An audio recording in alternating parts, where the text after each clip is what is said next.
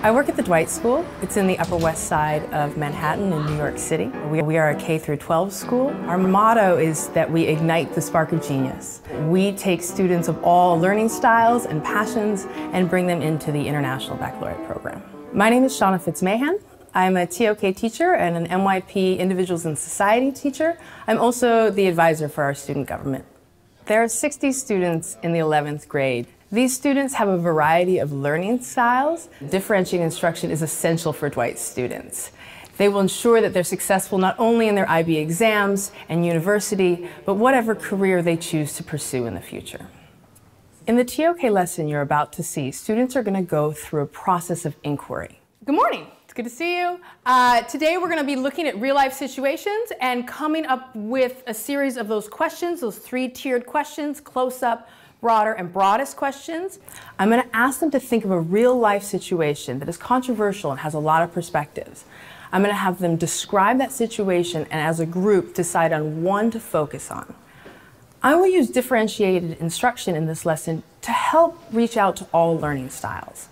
You'll notice that when I begin, I start with a quiet moment where students write and reflect.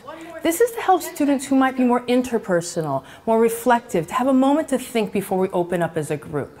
This makes sure and helps ensure that most students can contribute as we open up the conversation. Okay, great. Go ahead and stop now. I'm going to have you two guys talk to each other and share a couple of your real-life situations. Choose one or two and describe it to each other and talk about, just describe the situation. Like, on average, like people who own red cars often have to pay higher insurance on their car. This is about interpersonal skills, where students work together as a group and help students who like to talk and be social reflect on these ideas. Or any sports match, being lost because of a bad referee or a bad referee. If the person who's grading your SAT is really unfair because they've had a bad day or whatever and they butcher your essay and you had a perfect, the rest of your test was perfect, that's not fair. So it sort of promotes equality. Together, they're going to work on a poster. The reason for the poster is to give a visual element. You may notice that some students are more active in designing the visual poster, and that may be because they're more visual learners.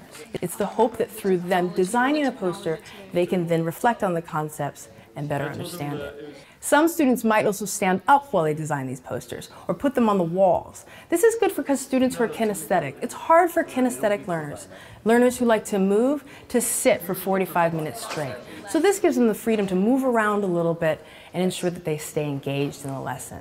We will then follow with a group discussion, which reaches out to not only audio learners and linguistic learners, but also, again, that social aspect. Plane ride, then we don't even know if the plane, we don't know anything about the plane. That is the issue. And finally, our broadest question is, to what extent can we know something without seeing it? Sometimes we do presentations where we draw on a big poster, sometimes we listen to music while we work, sometimes we read aloud, and it really helps me work and understand how I am able to work more specifically. Yeah, it helps me get engaged in the class because myself, I'm a visual learner, so today's class was really helpful for me to see all the posters and to make a poster myself because by doing something I can learn as well. And Miss Fitz always says that as well, that she's a kinetic learner. She's very enthusiastic, always like running around the classroom, getting us engaged and participated. So I think that's really helpful for me as well to participate. As a teacher who differentiates her instruction, I try to do something called demystifying the learning process. What this means is that I tell the students explicitly why I'm using the teaching strategies that I'm using. The reason for this is that I think it's important that they know how I'm helping them learn.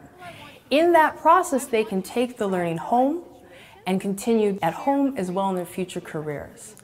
I think this will empower students to be better learners. I'm excited to see what the election results are and which one we'll explore further. Have a great day, and I'll see you tomorrow.